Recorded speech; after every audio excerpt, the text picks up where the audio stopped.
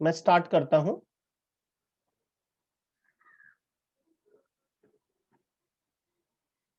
Lesson complete हो गया था। Wow, that's great. तो ठीक है, तो फिर उसके आगे का टॉपिक हम लोग स्टार्ट करेंगे। ओके, तो लघु कथाएं हैं। लघु कथाएं, तो दो छोटी कहानियां हैं, छोटी छोटी सी। शुरू करते हैं। बहुत अच्छी और मीनिंगफुल स्टोरी रहती है लघु कथाओं में। तो लघु मतलब छोटी, कथाएं मीन्स कहानियां, जिसके लेखक हैं, लेखिका है ज्योति जैन। तो ज्योति जैन ने दोनों कहानियों में दो सीख दी है अलग अलग। तो एक चीज जानना जरूरी है यहाँ पे हम सभी को, कि जब छोटी छोटी कहानियां दी जाती हैं तो कहानियां भले छोटी हैं, लेकिन उसका मॉरल जो है, उसकी सीख जो है, वो बहुत बड़ी होती है। और हम अपने जीवन में कैसे छोटी छोटी बातों से एक अच्छी सोच, एक अच्छी सीख ले सकते हैं, ये कहानियां कुछ हमें ऐसी ही सीख देती हैं। तो आइए कहानी की शुरुआत करते हैं। पहली कहानी है दावा। दावा का अर्थ होता है कि अपनी बात रखना। ठीक है, अपनी बात मजबूती से रखना या अपना अधिकार प्रस्तुत करना। ठीक है, तो जैसे हम दावा करते हैं कि हम एक अच्छे स्टूडेंट हैं, हम दावा करते हैं कि हम एक अच्छे शिक्षक हैं, हम दावा करते हैं कि हम सच्चे देशभक्त हैं, है ना। तो ये हम अपना अधिकार प्रस्तुत करते हैं। तो ऐसे ही कुछ कहानी में भी दिया गया है। आइए, बहुत अच्छी कहानी है, सुनते हैं। बहस चल रही थी। बहस चल रही थी अर्थात किसी बात को लेकर विचार विमर्श चल रहा था, लोग अपनी अपनी बात कह रहे थे। सभी अपने अपने देशभक्त होने का दावा पेश कर रहे थे। उस सभा में सभी लोग, जितने लोग आए थे, सब इस बात का दावा मतलब अधिकार प्रस्तुत कर रहे थे कि हम ही सच्चे देशभक्त हैं। और पहला नंबर आया शिक्षक का। तो शिक्षक महोदय ने क्या कहा, शब्दों पे ध्यान देना। हम नौनिहालों को शिक्षित करते हैं। नौनिहालों को, प्लीज मीनिंग नोट कर लो। होनहार बच्चों को। माफ करना, कहने का तरीका गलत था शिक्षक का, क्योंकि शिक्षक ने क्या कहा कि हम सिर्फ होनहार बच्चों को ही पढ़ाते हैं। तो बाकी बच्चों को, जो कमजोर है, जिनको शिक्षा की ज्यादा जरूरत है, तो क्या शिक्षक उनको नहीं पढ़ाते हैं? शिक्षक के कहने का तरीका वहां पर गलत था। लेकिन बात क्या कहा, पूरी बात सुनते हैं। शिक्षक ने कहा कि हम नौनिहाल बच्चों को, होनहार बच्चों को शिक्षित करते हैं।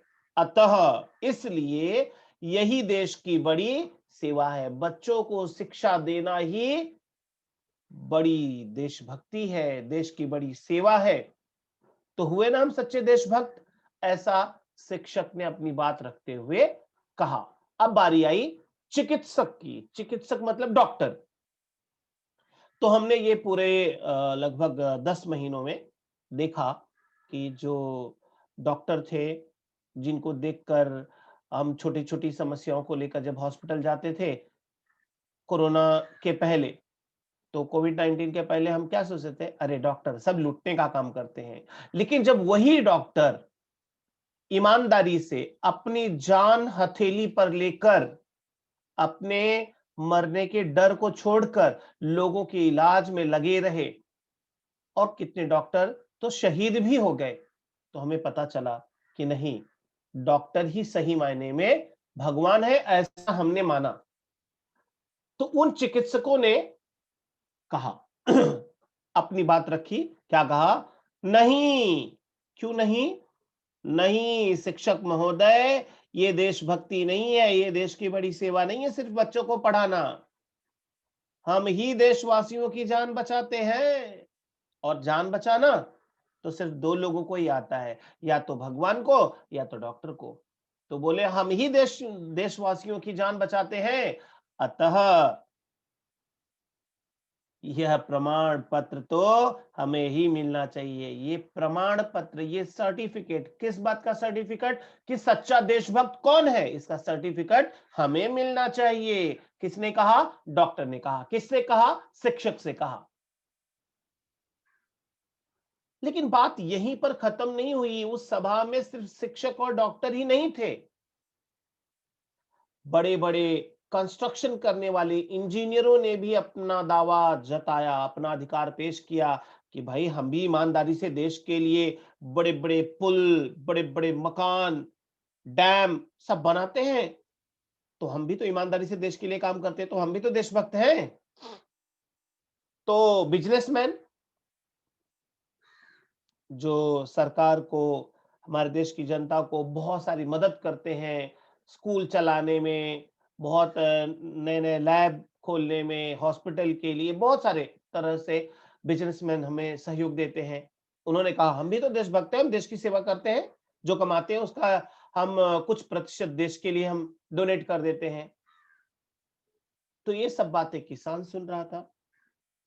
आजकल किसान का मुद्दा बहुत चल रहा है, तो किसानों ने भी देश की आर्थिक उन्नति में अपना योगदान बताते हुए स्वयं का पक्ष प्रस्तुत किया। जो किसान थे उन्होंने भी कहा कि अगर आर्थिक मतलब फाइनेंशियल, अगर देश उन्नति कर रहा है, तरक्की कर रहा है और देश संपन्न हो रहा है, देश के अंदर प्रॉस्पेरिटी आ रही है, तो उसमें सबसे बड़ा योगदान, सबसे बड़ा सहयोग किसका है? किसान का है। क्यों? क्योंकि किसान अगर अन्न न उगाए तो देश के लोग भूखों मर जाएं।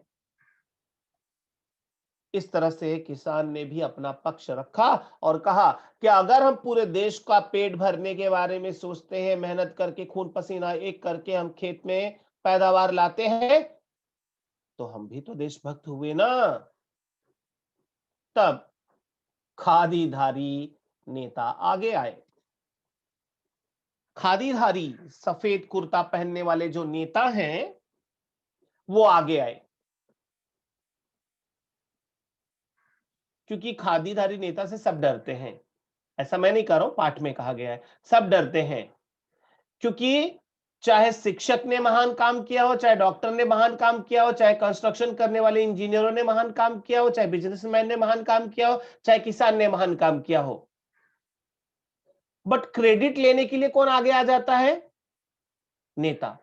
देखा हमारे राज्य में शिक्षकों ने इतना अच्छा रिजल्ट दिया, देखा हमने डॉक्टरों को, अस्पतालों की इतनी अच्छी सुविधा दी कि हमने बहुत कम लोगों को कोविड-19 से मरने दिया।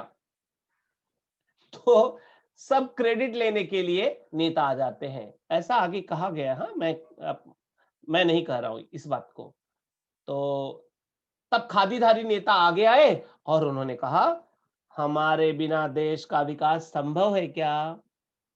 अगर हम नेता नहीं रहेंगे तो देश की तरक्की हो सकती है क्या? सबसे बड़े देशभक्त तो हम ही हैं। किसने कहा?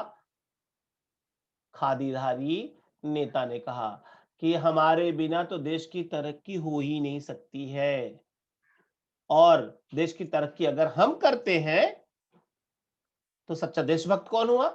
हम ही तो हुए। इसीलिए हमारे देश के अंदर अगर किसी महान नेता की मृत्यु हो जाती है तो उसके मरने पर शोक मनाया जाता है, छुट्टी की जाती है। लेकिन अगर कोई महान लेखक, महान साहित्यकार मर जाता है तो कोई उसको याद नहीं करता है। लेकिन बात अभी भी यहां खत्म नहीं हुई। आगे यह सुन सब धीरे धीरे खिसकने लगे, सब जाने लगे, सबको पता था नेता के सामने किसी की दाल गलने वाली नहीं है। तभी आवाज आई, भीड़ में से एक आवाज आई, अरे लाल सिंह, तुम अपनी बात नहीं रखोगे? सबने अपनी बात रखी, शिक्षक ने कहा, डॉक्टर ने कहा, नेता ने कहा, बिजनेसमैन ने कहा, किसान ने कहा, तुम नहीं कहोगे? लाल सिंह ने अपनी बात लोगों के सामने तो नहीं रखी, लेकिन उस व्यक्ति से कहा मैं क्या कहूं भाई, मैं तो रिटायर्ड फौजी हूं। फौजी मतलब सैनिक। मैं वो सैनिक हूं जो देश की सेवा करते हुए रिटायर हो गया। और वो रिटायर्ड फौजी बोला, किस बिना पर कुछ कहूं, किस बिना पर, किस आधार पर, किस बेस पे मैं कहूं कि मैं देशभक्त हूं। मैं तो रिटायर हो चुका हूं। मेरे पास तो कुछ नहीं है। न मेरे पास जीवन में कुछ है, न मेरे पास कहने को कुछ है। क्यों नहीं है? क्योंकि मैं रिटायर हूं। और तीनों बेटे, मेरे 3 बेटे थे, तीनों बेटे पहले ही फौज में शहीद हो गए। वो आर्मी में गए और वीरगति को प्राप्त हुए, शहीद हो गए। मैं बचा हूं, मैं रिटायर हूं, न मेरे पास कुछ है जीवन में और न कहने के लिए कुछ है। कह के क्या मतलब है? क्योंकि जो सही मायने में देशभक्त है, उसे कहने या बताने की जरूरत नहीं है। बाकी सब अपना सीना ठोकते रहे कि हम देशभक्त हैं, हम देशभक्त हैं। मतलब लेखिका ने एक बात यहां पर क्लियर की कि सिर्फ कहने से देशभक्ति नहीं होती है। देश के किसी भी व्यक्ति से पूछो कि आपके अंदर देशभक्ति है, तो बोलेंगे बिल्कुल है। साबित करो, तो नहीं कर सकते हैं। और जिसने देश के लिए अपने 3-3 बच्चों की कुर्बानी दे दी हो, अपनी पूरी जिंदगी देश के नाम पर लिख दी हो, सही मायने में देशभक्त वो है, या जो कुछ थोड़ा-सा बच्चों को पढ़ा दे रहे हैं, या थोड़े से मरीजों को ठीक कर दे रहे हैं, या अनाज उगा दे रहे हैं, तो क्या उन्हें हम देशभक्त कह सकते हैं? सही मायने में? या देश के लिए जिसने अपना सब कुछ लुटा दिया है, उसे कहेंगे? इसका मतलब ये नहीं है कि सही मायने में फौजी ही देशभक्त है, बाकी सब देशभक्त नहीं है। आप जो भी काम कर रहे हो, अगर देशभक्ति की भावना रखकर ईमानदारी से देश के लिए कर रहे हो, तो आप भी सही मायने में देशभक्त हो। चाहे जिस पद पे हो, चाहे जो काम कर रहे हो, चाहे आप प्राइवेट वर्क कर रहे हो, चाहे गवर्नमेंट वर्क कर रहे हो, चाहे पढ़ाई कर रहे हो। अगर आप ये सोचकर पढ़ाई कर रहे हो कि मैं एज ए स्टूडेंट पढ़ाई कर रहा हूं और मुझे बड़ा होकर देश के लिए कुछ करना है, इसलिए मैं ईमानदारी से पढ़ाई करूं, तो डेफिनेटली आप भी देशभक्त हो।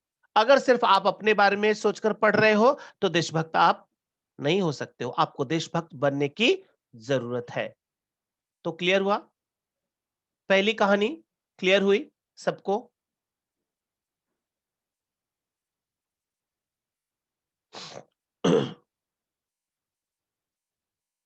ओके, तो चलिए आगे बढ़ते हैं और दूसरी कहानी देखते हैं। शहीद मतलब शहादत देने वाला। नीम का पेड़ एक बड़ी पुरानी कहानी है। दावा मतलब अधिकार, बताया तो स्टार्टिंग में ही। जय जवान जय किसान, क्या बात है डेनियल, वेरी नाइस। तो नीम का पेड़ एक बहुत पुरानी कहानी है, लेखक प्रेमचंद जी की है। नीम का पेड़ बड़ी कहानी है।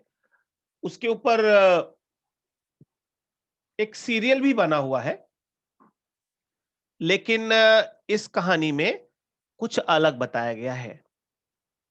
लेकिन पेड़ है तो वृक्षारोपण या सेव ट्री, है ना, पेड़ों की सुरक्षा से संबंधित ही इसका मॉरल होगा, ऐसा आप सोच सकते हो। आइए देखते हैं कहानी। बाउंड्री वॉल में बाधक बन रहा नीम का पेड़ घर में सबको खटक रहा था। बाउंड्री वॉल मतलब घर का जो कंपाउंड चारों ओर से बनाते हैं, चार दीवारी कहते हैं, चारों तरफ से दीवार बना देना। तो बाउंड्री वॉल में बाधक, बाधक मतलब रुकावट, लिख लो, बाधक रुकावट बन रहा नीम का पेड़ घर में सबको खटक रहा था। खटक रहा था मतलब खटका मतलब चिंता होता है, सबको टेंशन दे रहा था कि अरे ये पेड़ तो बीच में आ रहा है, अभी बाउंड्री कैसे बनाएंगे हम। अगर ये पेड़ नहीं होता तो बाउंड्री बन जाती, चारों तरफ से दीवार खड़ी हो जाती। आखिर घर वालों ने कटवाने का ही फैसला लिया कि फाइनली पेड़ को कटवा दिया जाए। कटवाएंगे नहीं तो बन नहीं पाएगी बाउंड्री। काका साहब उदास हो चले। काका साहब घर के जो मुखिया, घर के बुजुर्ग, जिनके द्वारा पेड़ लगाया गया था, आज वो उदास हो गए कि लगभग 40-50 साल पुराना हमारा ये नीम का पेड़ हो गया, जिसको मैंने अपने बच्चे की तरह लगाया, उसका पालन पोषण किया, देखभाल की, आज इतना बड़ा हो गया, हरा भरा हो गया। तो आज वही घर के लोग उस पेड़ को काटने पर तुले हैं। इस बात से काका साहब को दुख हुआ।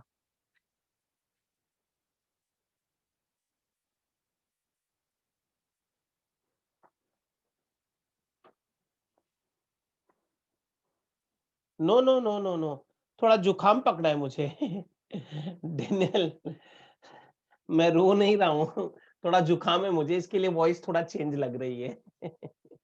ठीक है। हाँ।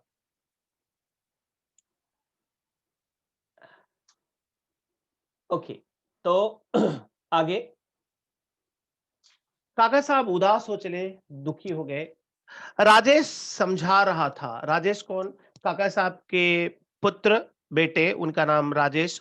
राजेश अपने पिता को ही समझा रहा था। क्या? कार रखने में दिक्कत आएगी। दिक्कत मतलब तकलीफ। पिताजी, कार खड़ी करने में दिक्कत होगी अगर ये पेड़ बीच में रहेगा तो। पेड़ तो कटवाना ही पड़ेगा ना। मतलब ये समस्या का हल यही है कि पेड़ को कटवा दिया जाए। अब आगे अगले पैराग्राफ में काका साहब ने हथियार डालने के स्वर में ठीक है कहकर चुप्पी साध ली। हथियार डालना मतलब आत्मसमर्पण करना, मुहावरा है, हाँ, लिख लो। हथियार डालना मतलब आत्मसमर्पण करना। मतलब उन्होंने सरेंडर कर दिया, ठीक है भाई, अगर पूरे परिवार का यही विचार है कि पेड़ कटवाना पड़ेगा तो कटवाओ। ठीक है शब्द कहकर काका साहब चुप हो गए। चुप्पी साध लेना मतलब मौन हो जाना, चुप हो जाना। कुछ बोले नहीं, चुप हो गए।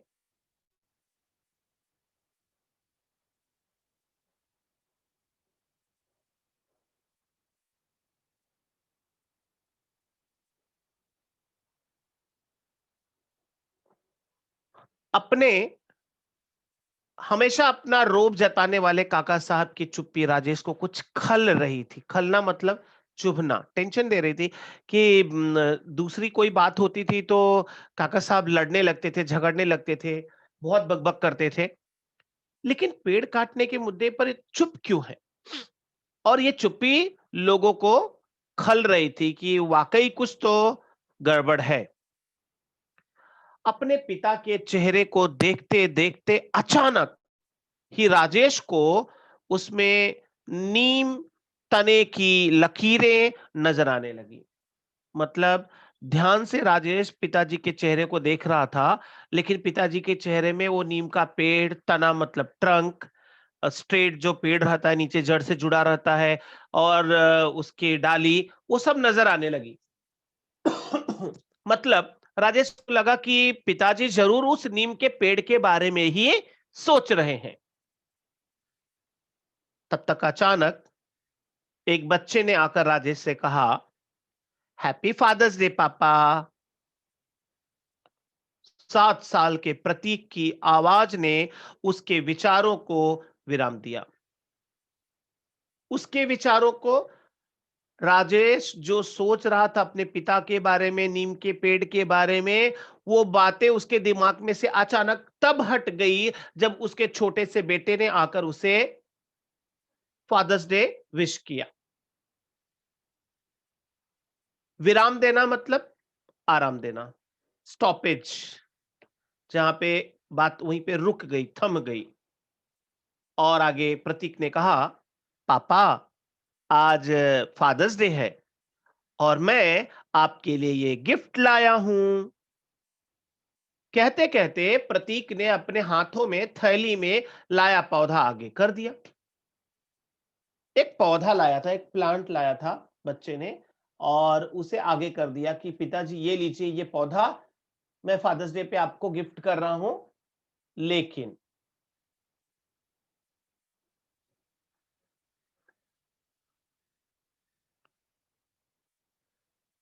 ये हो गया था ना।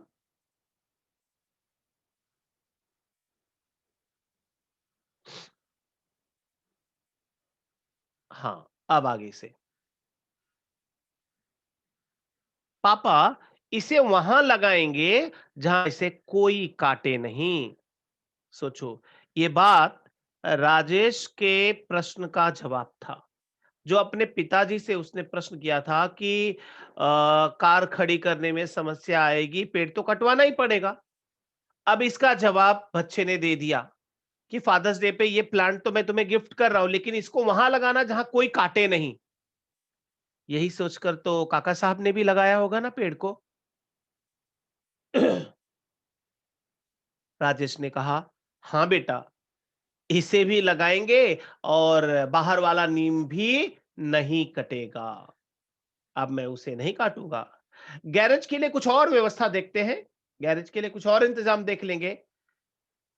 फैसले वाले अंदाज में कहते हुए, फैसले मतलब जैसे उसने डिसीजन ले लिया है, निर्णय ले लिया है, और निर्णय वाले अंदाज में कहते हुए राजेश ने कनखियों से काका की ओर देखा। कनखियों से मतलब तिरछी नजरों से काका की तरफ देखते हुए कहा कि हाँ बेटा, अब ये पेड़ भी मैं लगाऊंगा और बाहर का जो नीम का पेड़ है अब वो भी नहीं कटेगा। मतलब एक तीर से दो निशाने। अपने बेटे को भी खुश किया और अपने पिताजी को भी संतुष्ट किया कि पिताजी आप चिंता मत करो, अब बाहर वाला पेड़ भी नहीं कटेगा। और तभी बाहर सर्र से हवा चली। सर्र से मतलब एक तेज हवा का झोंका आया और बूढ़ा नीम मानो नए जोश से झूमकर लहरा उठा। पेड़ की डाली डाली झूम गई खुशी से कि चलो मैं बच गया, नहीं तो मुझे काट दिया जाता। वो खुशी से झूम उठा पेड़ कि चलो मैं बच गया, अभी काटा नहीं जाऊंगा।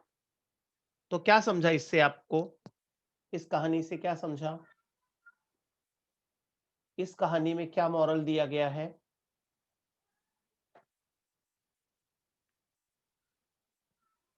डेनियल हो गया ना, अभी जाने दो ना। हो गया, मैं दूसरा टॉपिक स्टार्ट कर रहा हूं। लास्ट पोएम है ना, पेड़ बचाओ। Yes Vaishnavi, right. अंकिता ने कहा नॉट टू कट, अच्छा हाँ वही, पेड़ मत काटो, पेड़ बचाओ, वृक्ष लगाओ, देश बचाओ।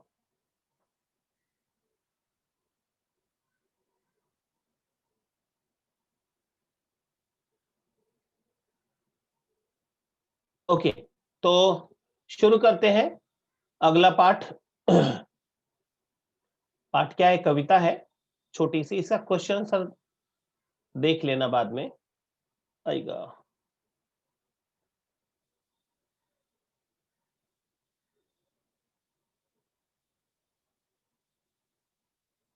झंडा ऊंचा सदा रहेगा। दिख रहा है झंडा? नहीं दिख रहा है, रुको एक मिनट। तो फाइनली लास्ट पोएम है ये। आज पूरा तो नहीं होगा, नेक्स्ट लेक्चर में पूरा हो जाएगा। ठीक है, तो झंडा ऊंचा सदा रहेगा। ये झंडा जो है ना, झंडे में कितने रंग हैं?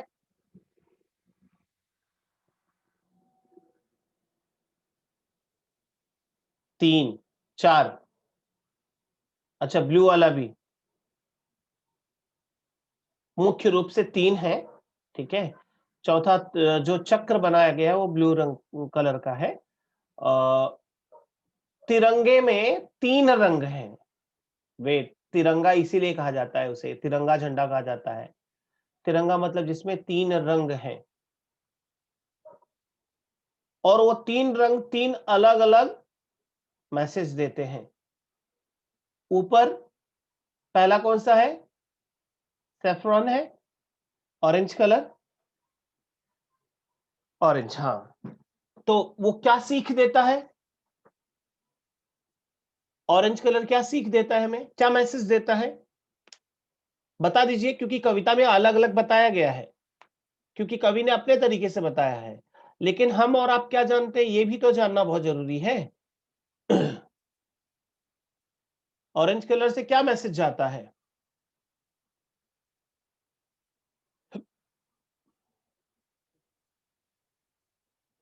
कवि का नाम सही है?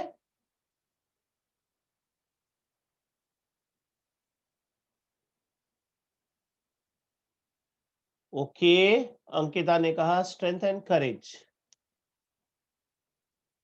निडर रहना। ओके, सोहम, अच्छा सोहम ने दोनों बार बताया। अच्छा, ये कवि का नाम सही है, डॉक्टर राजकुमार वर्मा?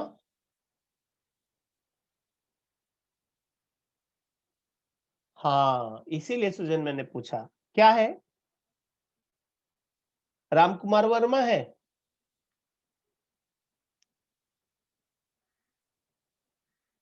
रामदयाल पांडे, ओके, ठीक है। तो यहाँ पे गलत दिया है कवि का नाम, मुझे पता था बट याद नहीं था मुझे। तो रामदयाल पांडे जी ने झंडा ऊंचा, झंडा मतलब तिरंगा झंडा, इंडियन फ्लैग की बात की। ऊंचा सदा मतलब हमेशा रहेगा। जिस ऊंचाई पर आसमान को छूता हुआ जो हमारा तिरंगा झंडा दिखाई दे रहा है, वो हमेशा इसी ऊंचाई पर रहेगा। क्यों ऐसी बात कही गई है? आसमान को छूना मतलब बुलंदियों को प्राप्त करना, बुलंदियों को छूना। आप देखो, हर क्षेत्र में, चाहे वो मेडिकल का क्षेत्र हो, चाहे स्पोर्ट्स का हो, चाहे इंजीनियरिंग, साइंस, टेक्नोलॉजी, हर क्षेत्र में हम बड़े बड़े देशों को, विश्व के बड़े बड़े देशों को हम मात दे रहे हैं। चाहे अमेरिका हो, चाहे रशिया हो, चाहे चाइना हो, चाहे जापान हो, सब जो पावरफुल देश हैं उनको हम कहीं ना कहीं पीछे छोड़ते जा रहे हैं हर मायने में। तो आज हमारा देश इतना मजबूत है, तो कवि ने पूरी ईमानदारी से इस बात की उम्मीद जताई है कि ये जो हमारा तिरंगा झंडा है ये हमेशा ऊंचाई पर रहेगा, बुलंदियों को छूता रहेगा, और हमारे देश की ऐसी ही तरक्की होती रहेगी। अब इस बात को उन्होंने अपने तरीके से कैसे बताया, तीनों रंगों का वर्णन कैसे किया, कि पहला जो सैफ्रॉन कलर है वो त्याग का रंग है, सफेद जो है शांति का रंग है, और हरा, हरियाली, प्रॉस्पेरिटी का, खुशहाली का प्रतीक है। तो शुरू करते हैं कविता। कवि अपने तरीके से क्या कहते हैं, क्या कहते हैं? ऊंचा सदा रहेगा, ऊंचा सदा रहेगा, हिंद देश का प्यारा झंडा ऊंचा सदा रहेगा। झंडा ऊंचा सदा रहेगा, बहुत सरल है, इसमें कुछ भी कठिन शब्द नहीं है, आप देख सकते हैं। क्या कहते हैं? ऊंचा हमेशा रहेगा। हमारे देश का तिरंगा झंडा हमेशा ऊंचाई पे रहेगा, ऊंचाई पर ही रहेगा। क्यों रहेगा? क्योंकि हिंदुस्तान, ये हिंद देश मतलब हिंदुस्तान का ये प्यारा झंडा, सब इसको प्यार करते हैं, सब इसको सम्मान देते हैं, सब इसको सैल्यूट करते हैं, इसके सामने सर झुकाते हैं। और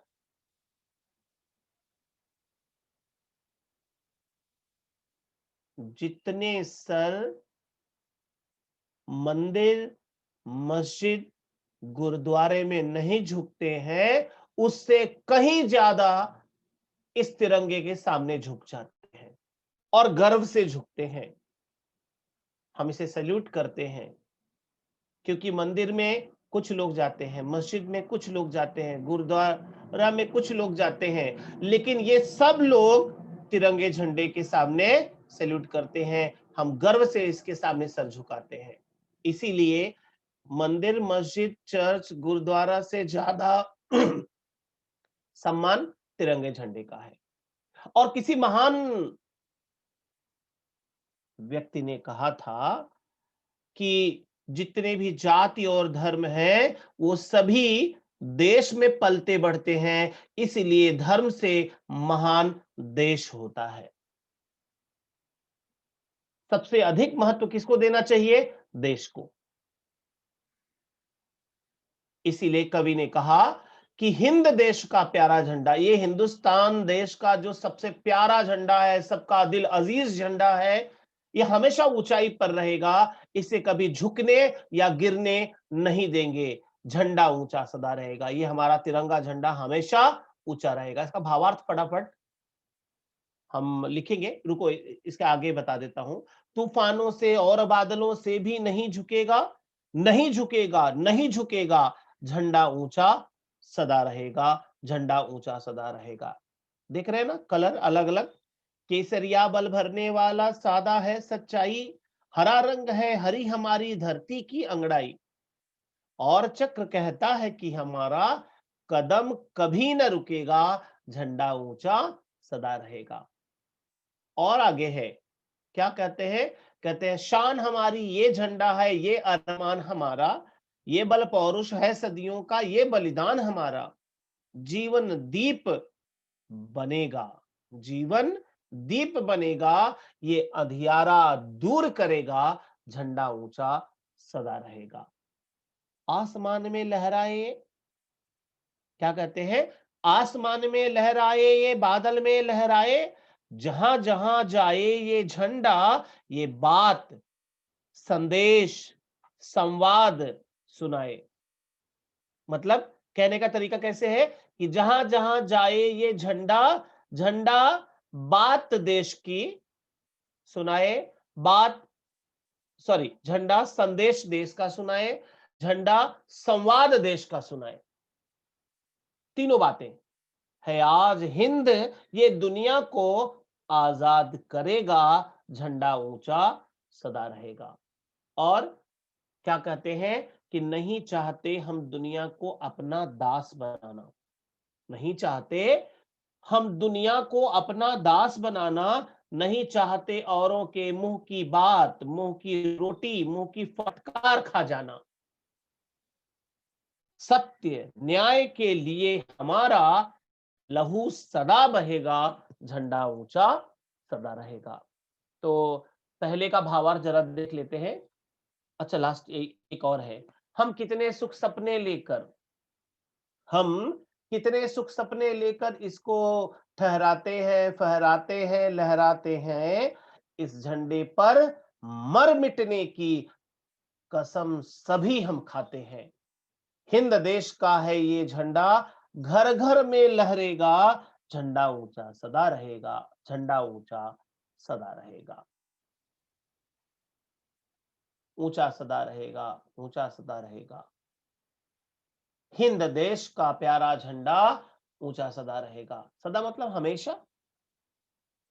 अब ये मैंने एक्सप्लेन कर दिया, इसका भावार्थ आप देख सकते हैं, आपके सामने है। फटाफट इसको लिख लो, तुरंत लिखो, 2 ही लाइन है, हाँ ज्यादा टाइम नहीं लगेगा। कवि देश के तिरंगे झंडे का गौरव गान करते। गौरव गान समझते? कोई बताएगा गौरव गान का मतलब क्या है? यस स्टूडेंट्स,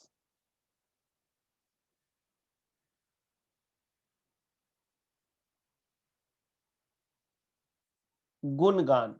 अंकिता ने बताया राइज,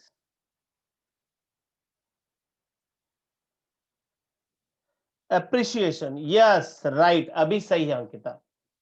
एप्रिसिएशन, गुणगान करना, जैसा कि नम्रा ने बताया, गुणगान करना, किसी की अच्छाई की प्रशंसा करना, ठीक है, या किसी की अच्छाइयां बताना, उसका इंपॉर्टेंस बताना, एप्रिसिएशन परफेक्ट वर्ड है, ठीक है। तो कवि देश के तिरंगे झंडे का गौरव गान करते हुए या झंडे की प्रशंसा करते हुए कहते हैं कि यह सर्वदा, सर्वदा मतलब हमेशा ऊंचा ही रहेगा, सदा ऊंचा रहेगा, भारत देश का झंडा हमेशा ऊंचा रहेगा। कोई डाउट?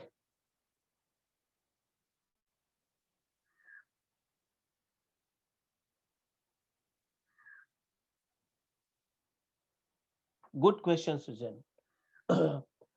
चक्र इसलिए दिया गया है कि अशोक चक्र से ये लिया गया है, और अशोक चक्र का मैसेज ये था कि जीवन में कभी रुकना नहीं है, आप हर समय गतिशील रहो, एक्टिव रहो।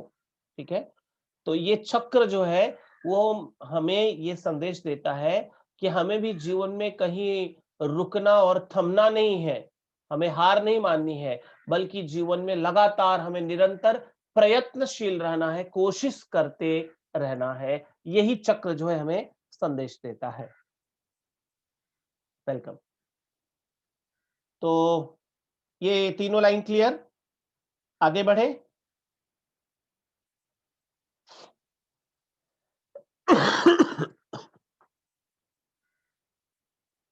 आगे कहते हैं, अच्छा सॉरी, ये लीजिए।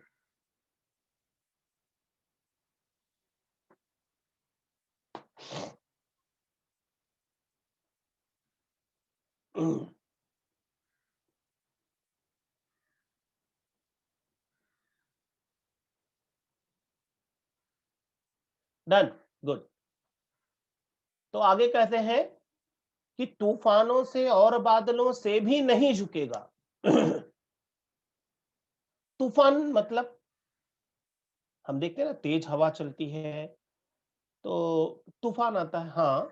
लेकिन यहां पर तूफान से क्या मतलब, कि हमारे देश में कितनी भी मुश्किलें क्यों ना आए। कहने का मतलब कि हमारे देश में कितनी भी मुश्किलें क्यों ना आ जाएं, और मुश्किलों के कितने भी घने बादल क्यों न छाए हों, लेकिन उन समस्याओं के सामने, उन मुश्किलों के सामने हमारा ये तिरंगा झंडा झुकेगा नहीं। हम किसी भी कठिनाई को हम चैलेंज समझते हैं, ठीक है, और उसका डटकर सामना करते हैं। हमने कभी भी हार मानना नहीं सीखा है। तूफानों से और बादलों से भी नहीं झुकेगा। हम लगभग 200 वर्ष तक जो है अंग्रेजों के गुलाम रहे, लेकिन हमने हार नहीं मानी। हम उन 200 वर्षों में भी लड़ते रहे उनके खिलाफ, संघर्ष करते रहे उनके खिलाफ, तब हमें आजादी मिली। इसीलिए कवि ने कहा कि ये तिरंगा झंडा जो है ना, ये संदेश देता है कि तूफान आए, चाहे बादल ही काले काले क्यों न घिर जाए, लेकिन हम उन मुश्किलों के सामने झुकने वाले नहीं है। नहीं झुकेगा, नहीं झुकेगा, झंडा ऊंचा सदा रहेगा। उन समस्याओं से भी ऊपर हमारा देश का ये झंडा रहेगा, और ये हमें नहीं, पूरी दुनिया को संदेश देगा कि भारत का ये झंडा, भारत के लोग, भारत के लोगों की सोच कभी भी किसी के सामने झुक नहीं सकती है, हार मान नहीं सकती है। यह आत्मविश्वास हम सभी के अंदर देने का काम करता है हमारा प्यारा झंडा। क्लियर? फटाफट भावार्थ इसका लिख लो। समझा ना?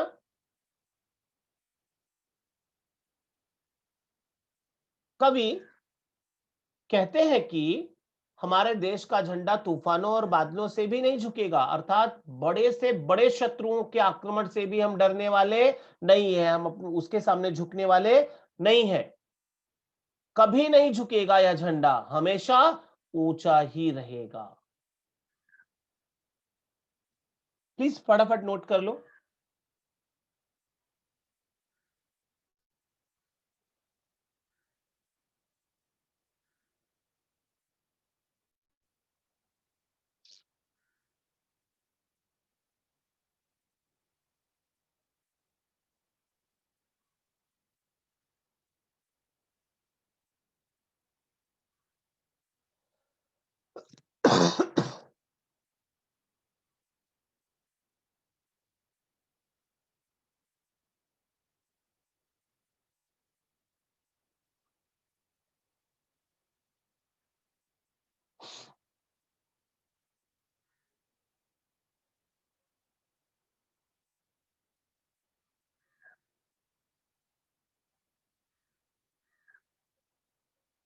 लिख लिया?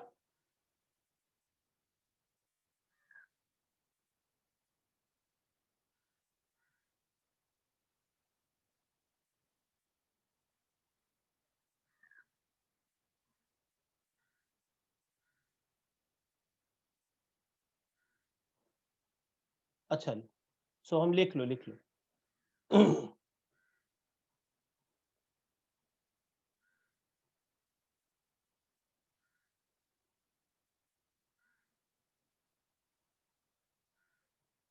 बहुत कम वक्त मिलता है अपने देश की अच्छाइयों, देश की खूबियों, देश की महानता के बारे में पढ़ने, सुनने और जानने का।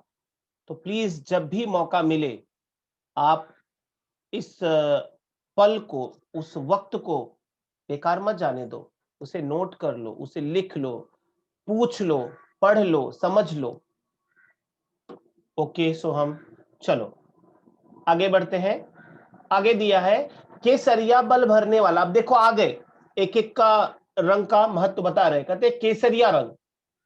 केसरिया मतलब वो केसरी फिल्म देखा था ना, केसरी फिल्म में दिखा था, हाँ, सेफ्रॉन कलर, यस। तो केसरिया क्या करता है, हमारे अंदर बल भरता है। क्योंकि जब देश की बात आती है ना, तो अगर हमारे अंदर क्षमता है किसी एक व्यक्ति को मारने की, तो उस देशभक्ति की ताकत हमारे अंदर इतनी ज्यादा आ जाती है कि हम एक की जगह पर 10 आदमी को मारने के लिए भी तैयार हो जाते हैं। जहां पर देश की बात आती है, देश की ईमानदारी की, देशभक्ति की बात आती है, तो पता नहीं कहां से वो ताकत आती है। और जो वो खून खौलता है ना देश की सुरक्षा के लिए, वही हमारे अंदर वो केसरिया रंग, वो जज्बा, वो जोश पैदा करता है। इसीलिए कवि ने कहा कि केसरिया बल भरने वाला। केसरिया रंग जो है तिरंगे में, वो हमारे अंदर ताकत लाता है। और सादा मतलब जो सफेद रंग है, वो हमारे अंदर सच्चाई लाता है कि हम अपने देश के लिए तो हम बहुत सच्चे और ईमानदार हैं। केसरिया बल भरने वाला, सादा है सच्चाई रे। हरा रंग है हरी हमारी धरती की अंगड़ाई रे। हरा रंग है किसका, हमारे इस भारत भूमि की धरती का, हमारी जो सरजमी है उसका रंग हरा है। और हरा तो वैसे भी देखने में खुशहाल लगता है ना, ग्रीनरी। तो ग्रीनरी में क्या दिख रहा है, कहते धरती की अंगड़ाई। जैसे ये हमारी जो धरती है ना, वो अंगड़ाई ले रही है। अंगड़ाई समझते हैं ना, इंडियन मैप को अगर देखो ध्यान से, तो ऐसा लगता है कि कोई अंगड़ाई ले रहा है। हाँ, अंगड़ाई का मतलब होता है ना ऐसा, खुशी से झूमना, आप बोल सकते हैं कि हम खुशी से झूम रहे हैं। वो हरियाली, वो देश की खूबसूरती को और बढ़ा देता है। और चक्र, हमारे देश के अंदर, हमारे सॉरी तिरंगे झंडे के अंदर जो बीच में चक्र है, वो क्या मैसेज देता है? कवि कहते हैं चक्र कहता है कि, ये जो चक्र है वो कहता है कि हमारा मतलब हम देश के लोगों का कदम कभी नहीं रुकेगा। हम लगातार चलते रहेंगे, देश की तरक्की के लिए लगातार प्रयत्न करते रहेंगे। जब सारा देश लॉकडाउन में अपने अपने घर बैठा था, तब भी हमारे देश की सेना हमारे देश की सीमाओं की सुरक्षा कर रही थी। और हमारे देश के अंदर उनकी सुरक्षा के लिए जो हथियार औजार बनाने के काम है, वो लगातार चल रहे थे। देश की सुरक्षा का काम कभी रुकता नहीं है। और अगर हम सच्चे देशभक्त हैं, तो हमें भी कभी रुकना और थकना नहीं चाहिए। देश की ईमानदारी का, देशभक्ति का जुनून लेकर आप जो भी काम कर रहे हो लगातार करते जाइए। पढ़ाई कर रहे हो, लगातार करते जाओ। नौकरी कर रहे हो, लगातार करते जाओ। व्यापार कर रहे हो, लगातार करते जाओ। लेकिन इस ईमानदारी की दाल में देशभक्ति का नमक होना बहुत जरूरी है। तभी टेस्ट आएगा, तभी जिंदगी का स्वाद आएगा, तभी जिंदगी का मजा आएगा, नहीं तो नहीं आएगा। झंडा ऊंचा सदा रहेगा। ये चाहे केसरिया रंग हो, चाहे सफेद रंग हो, चाहे हरा रंग हो, ये सब अलग अलग जो है। अंगड़ाई का मतलब समझा ना सुजैन? हाँ, इसका भावार्थ देख लीजिए। बल का मतलब ताकत होता है, शक्ति होता है। और भी है कुछ मीनिंग। इसका भावार्थ थोड़ा बड़ा है, बट प्लीज लिख लीजिए क्योंकि बहुत मीनिंगफुल है। मैं रीड कर दे रहा हूं और उसमें आने वाले शब्दों को मैं एक्सप्लेन भी कर दे रहा हूं। कवि कहते हैं, तिरंगे झंडे का केसरिया रंग, तीनों रंगों में से, तीनों रंगों में से जो केसरिया रंग है वो देश की शक्ति का प्रतीक है, देश की एकता और ताकत का प्रतीक है। और हमारे अंदर शक्ति भरता है, हमारे अंदर ताकत लाता है। और सफेद रंग, सफेद रंग तो शांति और सच्चाई का प्रतीक है। यह हमें सच्चाई का मार्ग दिखाता है, सच्चाई के रास्ते पर चलना सिखाता है। हरा रंग जो है वह भूमि की पवित्रता, उर्वरता, उर्वरता मतलब फर्टाइल, और वृद्धि को दर्शाता है कि हमारी देश की जो जमीन है वो कितनी हरी भरी है, कितनी उपजाऊ है, उससे हमारे देश की कितनी तरक्की हो रही है। ये सब मैसेज जो है हरियाली से जाता है। और चक्र जो है वो चक्र हमें उन्नति के मार्ग पर, उन्नति मतलब तरक्की, प्रोग्रेस के रास्ते पर हमेशा कदम बढ़ाते रहने का संदेश देता है कि तुम नहीं रुकोगे, नहीं थकोगे, जीवन में सिर्फ और सिर्फ आगे बढ़ोगे। हमारा यह झंडा हमेशा हमेशा ऊंचा ही रहेगा, ये कभी रुकेगा नहीं, थकेगा नहीं, झुकेगा नहीं। लिख लीजिए फटाफट।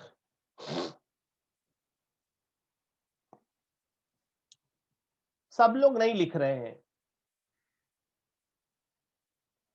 प्लीज सब लोग लिखेंगे। और कोई शब्द अगर नहीं समझा है तो पूछ भी सकते हैं आप भावार्थ में से, जिसको भी जो नहीं समझा हो।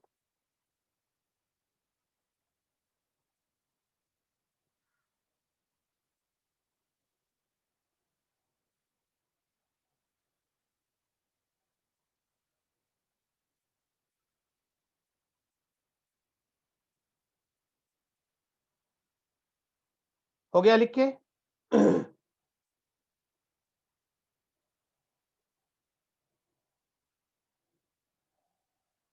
Okay okay Shubham.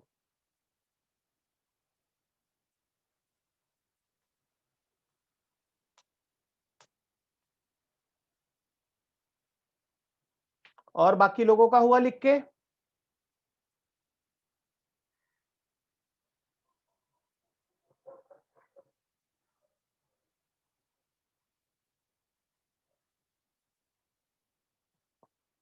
प्लीज बाकी लोग भी रिप्लाई कीजिए।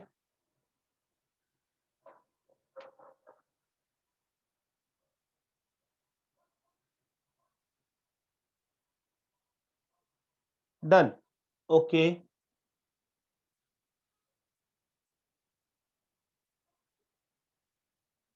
Okay okay Susan. वैष्णवी का हो गया, महालक्ष्मी का डन हो गया, अंकिता डन, सोहम, मैं आपका वेट कर रहा हूँ, और सुजैन का। ओके सुजैन, हो गया आपका?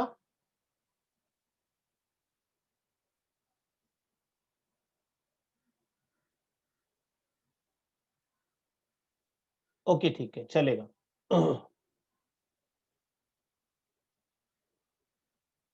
शान हमारी ये झंडा है। कवि क्या कहते हैं?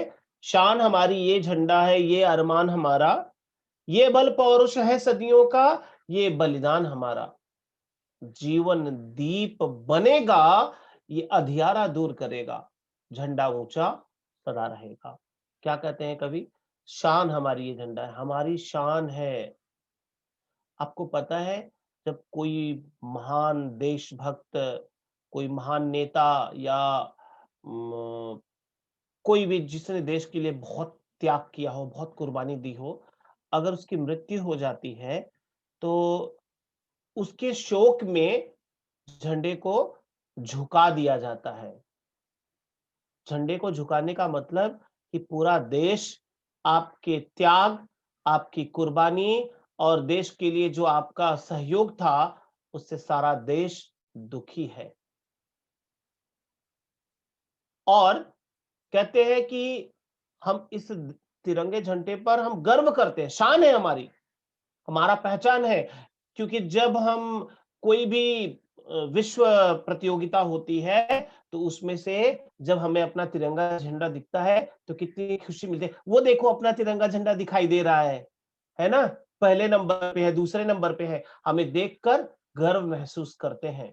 जहाँ पर दुनिया की बात होती है, तो उसमें हम अपने देश को देखते हैं, ढूँढते हैं कि हम कहाँ हैं, हम किस लेवल पे हैं, हमारा स्तर क्या है, हमारी पहचान क्या है, और वही तय करता है, क्योंकि हम तो वही खोजते हैं ना अपने देश को।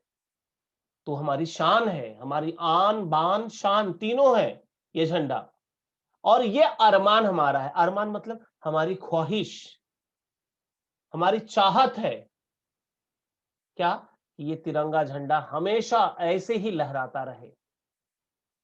और कवि कहते हैं पांडे जी कि ये बल पौरुष है सदियों का, आज का नहीं, सदियों का। सदी मतलब सेंचुरी, शताब्दी, कई 100 साल पहले से ये तिरंगा झंडा हमें ताकत देते आया है, दुश्मनों के खिलाफ, आक्रमणकारियों के खिलाफ, अंग्रेजों के खिलाफ लड़ने की ताकत देता आया है। आज ने, पौरुष मतलब ताकत, हिम्मत देता आया है। ये ये हमारी ताकत है तिरंगा झंडा। इसीलिए देखो, जब दुश्मन से युद्ध होता है तो हमारे देश के सैनिक तिरंगा झंडा जरूर अपने पास रखते हैं, और जहां हम जीत हासिल करते हैं वहां पर हम अपना झंडा, अपना परचम लहरा देते हैं कि अब ये दुश्मन की सरजमी हमारी हो गई। ये बल पौरुष है सदियों का, ये बलिदान हमारा है। ये जो तिरंगा झंडा है ना, हमारी कुर्बानी को बताता है, हमारे सैक्रिफाइस को बताता है कि इस तिरंगे झंडे को मुक्त करने के लिए, आजाद करने के लिए, गुलामी की जंजीर को तोड़ने के लिए जो कई लाख हमारे देश के स्वतंत्रता संग्राम सेनानी, हमारे क्रांतिकारी भाई जो इस देश की आजादी के लिए मरे हैं, उनकी पहचान ये तिरंगा झंडा है। इसे जब देखते हैं तो ये चीज याद आती है कि उन्होंने ये कुर्बानी शायद इसीलिए दी थी कि जैसे ये आसमान में हमारा तिरंगा फहरा रहा है, खुले आसमान में ये लहरा रहा है, ऐसे हमारी जिंदगी भी खुले पक्षियों की तरह हो कि हम स्वतंत्र हों। और हमारी आजादी के लिए उन्होंने कितना बड़ा बलिदान दिया, कितनी बड़ी कुर्बानी दी। और कुछ लोग आज उस आजादी का दुरुपयोग करते हैं, आजादी का गलत फायदा उठाते हैं, अपने देश के खिलाफ बोलते हैं। अपने देश के ही लोग अपने देश के खिलाफ बोलते हैं। कितनी बुरी बात है कि जिस देश ने हमें इतना कुछ दिया, हमें हमें हर तरीके से अमीर बनाया है, रोटी, कपड़ा, मकान, ये प्रकृति, हवा, पानी, सूरज की रोशनी, सब कुछ इस देश में मिली है हमें। पूरी दुनिया में इकलौता हमारा देश है जहां पर 6-6 ऋतुएं होती हैं, और हम हर मौसम का आनंद लेने वाले हैं। हर प्रकार के प्रकृति से हमें फूल, फल, कितनी सारी चीजें हमको प्राप्त होती हैं। कितने लोग, पता है चाइना में ऋतु का मतलब सीजन, ऋतु मतलब सीजन, जैसे स्प्रिंग सीजन है, ऑटम सीजन है ना?